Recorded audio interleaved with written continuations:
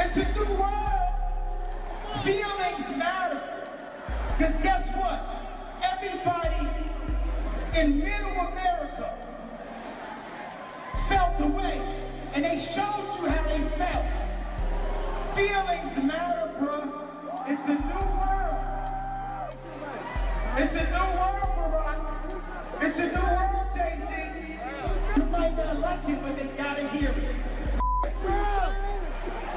here to massage you with a fake truth, telling you that Hillary gonna win over and over and over.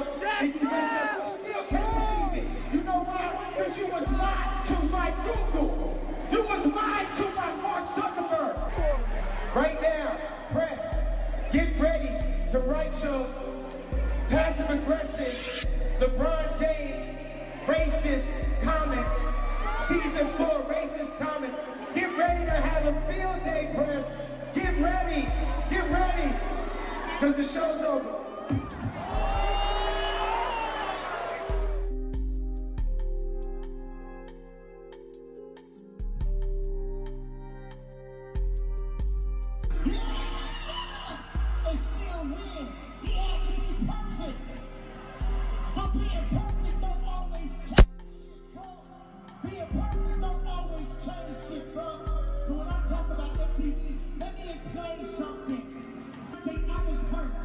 This nigga is crazy. 7 years on behalf of your nigga. This nigga crazy. Have y'all heard this nigga? This nigga on stage. This nigga crazier than the shit I got on my head. And radio, and Doc, and 92.3, and everybody. I'ma keep it real with you.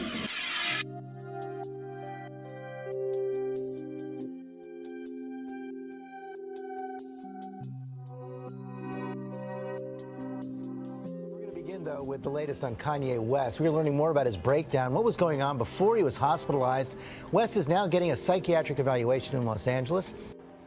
This morning, new details are emerging about Kanye West's alleged mental state as he was rushed to the hospital. Heard on this fire department dispatch call obtained by TMZ. Rescue 41, psychiatric emergency, Morrill Avenue.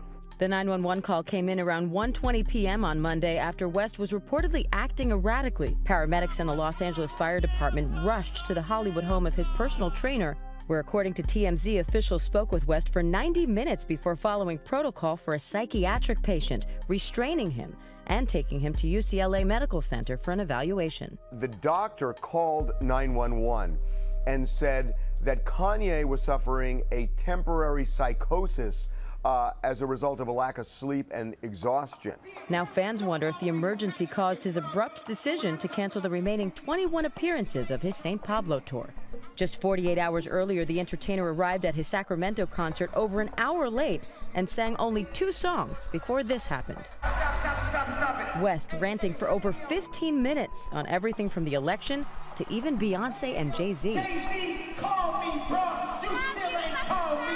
It was uncharacteristic of him, but that aside, you know, to cancel a month and a half's worth of tours when a lot of money is on the line, something is pretty wrong here. Longtime friend and collaborator John Legend says he saw the warning signs and was concerned by West's recent behavior. We were with Kim actually, right before all of that. I was concerned by what I saw, so hopefully he's getting some rest and some time to figure things out. In his last interview before being hospitalized, West tells Surface Magazine that he's uncompromising as an artist. And I refuse to negotiate. I can collaborate, but, I'm an artist, so as soon as you negotiate, you're being compromised.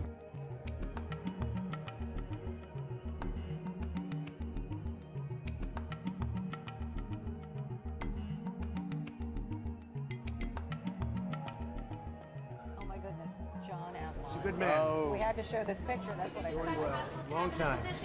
We've been friends for a long time. Life. We discussed life. Running in 2020. Do you think that's something you still want to do in life this meeting?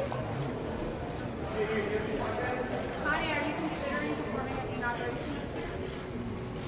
Kanye, no comment about your meeting with the president-elect. This is the president-elect of the United States. Nothing to say? I just want to take a picture right now. Do you wish you were voting for him, Kanye? problem. So, and you take care of yourself. I'll see you soon. All right?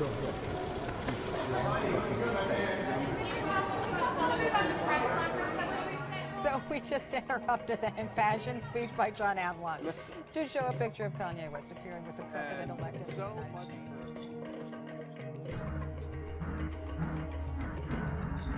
But it appears that Kanye is no longer a fan of Donald Trump. He has gotten rid of everything on his Twitter account referencing his support for Donald Trump.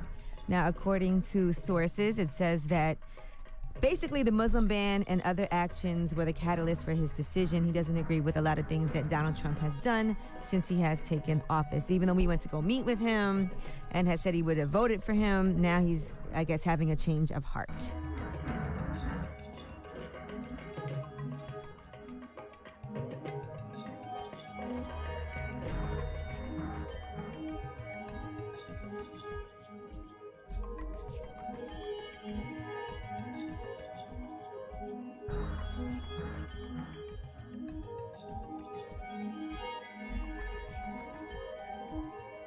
Tell me about Kanye. How's he doing? Have you seen him lately? Went to his house.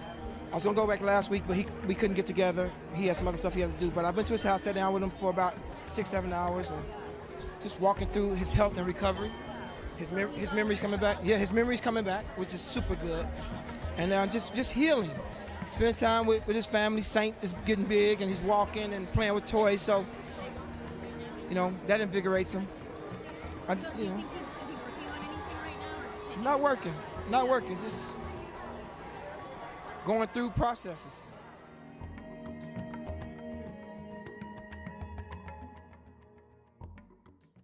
The people that you grew up with, for instance, Kanye, how was your relationship with him? There was a series of tweets that were put out not too long ago where you said, you know, maybe you were distancing yourself from him or working with him. The thing is, I'll put it like this. Kanye is my brother. Family doesn't always agree. And they don't have to. But they still family. So will we see you guys making music together? No. Okay. No more music. No, he's gonna make a lot of music and I'm gonna make my music. But no, we don't I don't think we share the same view on too many things.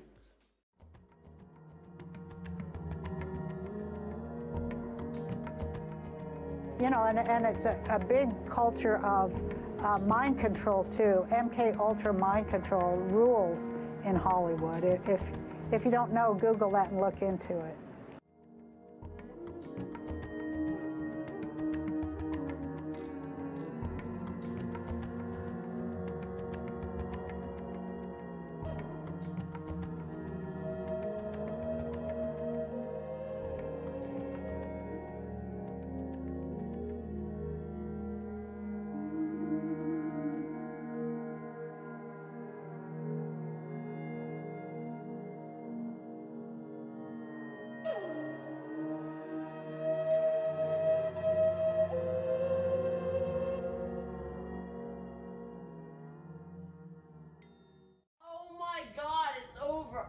I feel it, and it's angry. Oh my God! Oh my mother! I always knew it. Oh you witch!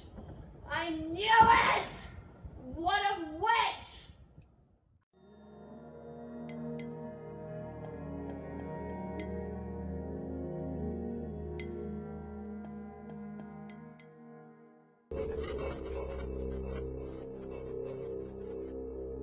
The origins of psychological warfare were in Nazi Germany, and in the Nazi ideology they had something that was called Weltanschauungskrieg, which means worldview warfare.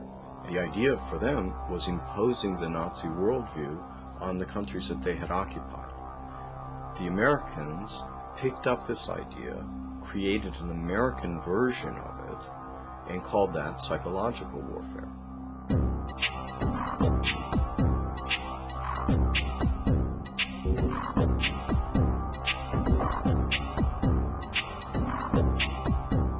In trying to understand psychological warfare and in trying to understand the American approach to the post-war efforts to control people's minds, both as individuals and on a mass scale. There's a lot of illusions about how that was done. Were Nazis involved in that process? Yes, they were. Project Paperclip was a United States government-sanctioned CIA operation for the importation of Nazi and fascist scientists into the United States.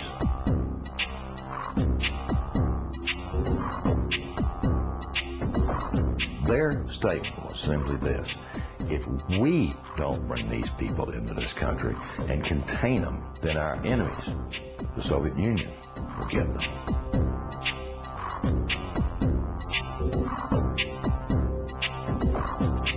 The first wave was to bring these scientists. There were 700 odd propulsion scientists, and then there were some 600 and some odd mind sciences people that they brought in. The CIA was given a responsibility of actually placing the individuals out of Project Paperclip into the military-industrial complex, including our colleges and universities.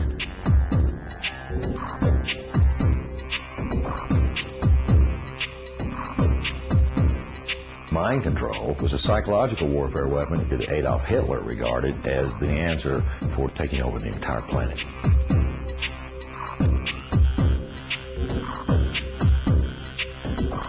The name for the mind control research in this country was MK-Ultra.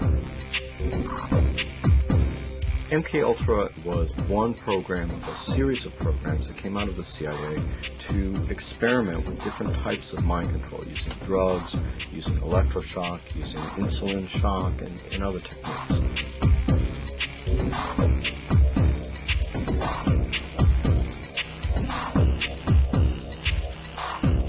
I think that the goal for those people who planned the program was very straightforward. It was an attempt to figure out a way to interrogate people and to learn how to protect their own agents against control by others.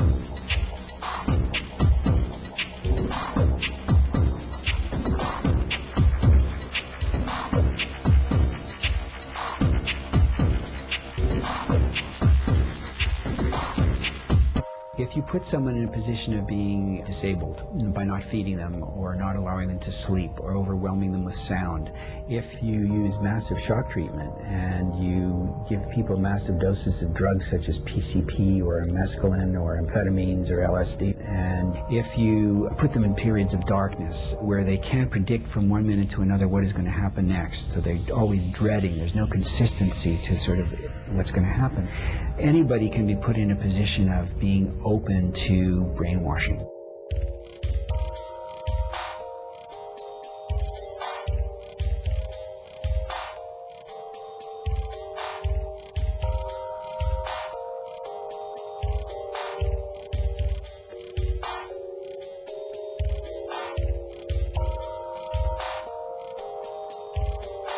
Ewan Cameron was probably the foremost psychiatrist of his time in the 1950s. He was using high-tech sound techniques. He was using multiple kinds of loop recorders to force people to listen to recorded messages 24 hours a day for weeks on end to basically destroy people's thinking patterns.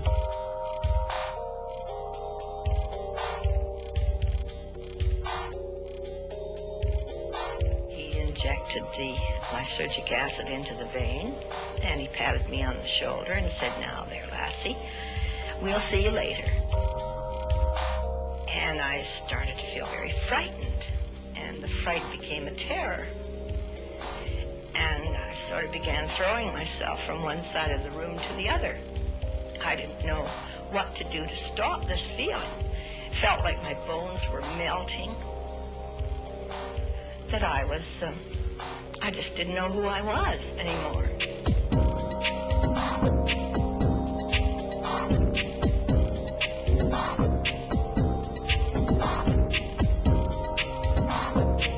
This is not just break-ins of people's homes. It's not just invasions of privacy by illegal wiretapping. This is an invasion of a person's mind. And that is about as profound an injury, except for loss of life, that the government can impose.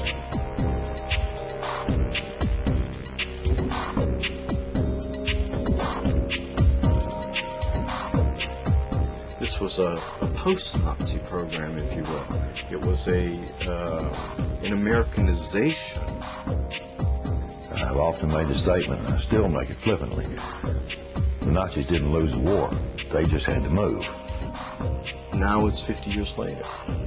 Now they're much more clever, much more sophisticated. They have a lot more money to spend.